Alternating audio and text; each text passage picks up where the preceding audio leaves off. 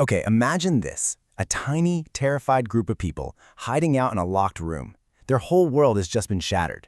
Now picture that same exact group, just a few hours later, sparking a movement that would literally change the course of human history. So how does that even happen? Well, that is the incredible story of Pentecost. Think about it. What happens when a movement that's built entirely around one single, charismatic leader suddenly loses that leader? And not just loses them, but loses them violently. Does the whole thing just collapse? Does it all scatter into dust? Well, that was the exact crisis facing the very first followers of Jesus. You know, before there was a church, there was a crisis. A group of people who had totally lost their way and, let's be honest, they lost their nerve. They were right on the verge of becoming nothing more than a historical footnote. Can you just imagine the air in that locked room in Jerusalem? It must have been thick with fear. These people weren't preachers at this point. They were fugitives. Every single knock on the door, every shout from the street below could have spelled the end for them. Their entire movement was right on the brink of extinction. So this is where they were at, completely paralyzed by fear, hiding from the world in total silence. The big question is, what on earth could be powerful enough to transform that fear into courage, that hiding into a public stand, and that silence into a message heard around the world? Well, the answer came on a day called Pentecost.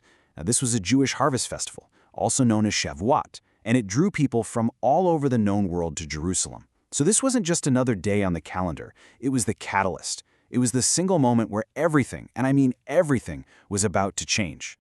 It all starts with a sound, something totally unexpected that comes from heaven and just shatters the quiet, suffocating fear of that locked room.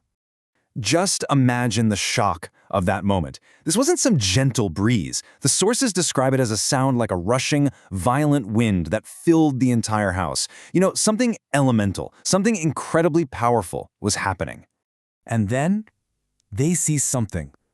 Little flames, described as tongues of fire, that separate and then come to rest on each person in the room. This was the spark. This was the literal spark that would ignite a global movement.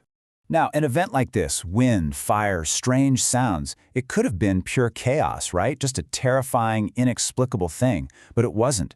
Out of this wind and fire came something truly remarkable, a moment of absolute clarity and connection. So this is what speaking in tongues meant in this specific moment. Theologically, a lot of people see it as a kind of divine do-over for the Tower of Babel story. You know, where languages were all confused and humanity got scattered. Well, here it's the opposite. As the disciples spoke, the huge, diverse crowd outside, we're talking Parthians, Medes, Elamites, people from every corner of the Roman Empire, each person heard the message in their own native language. It was a miracle of communication, a bridge built instantly across every human barrier. And this is where you see the immediate, absolutely breathtaking transformation. Peter, and remember, this is the same guy who just weeks before was so scared that he denied even knowing Jesus.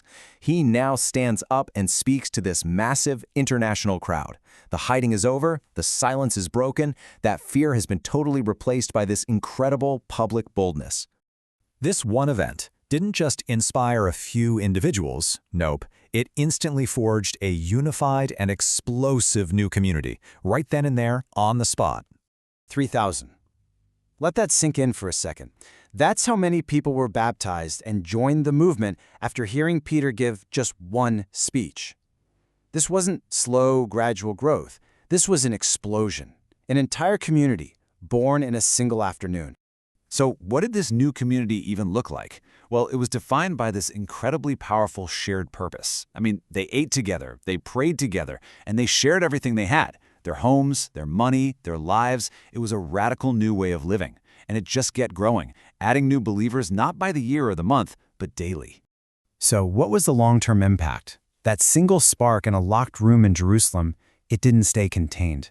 It created a ripple effect that grew into a fire, spreading across the entire known world. You can almost trace it on a map. It all starts in Jerusalem on that day. From that one single point of ignition, it spreads out to the surrounding regions, to Judea and Samaria. Then it follows the trade routes and the highways of the Roman Empire, and from there, well, eventually, to every corner of the world. And that's really the key takeaway here. Pentecost wasn't the epilogue to a story that was already over. It was the prologue. It was the moment the torch was passed, the fire was lit, and the real race began. And all of this leaves us with a final, just fascinating question. How can a single moment of spiritual inspiration ignite a fire so powerful that it continues to burn for over 2,000 years?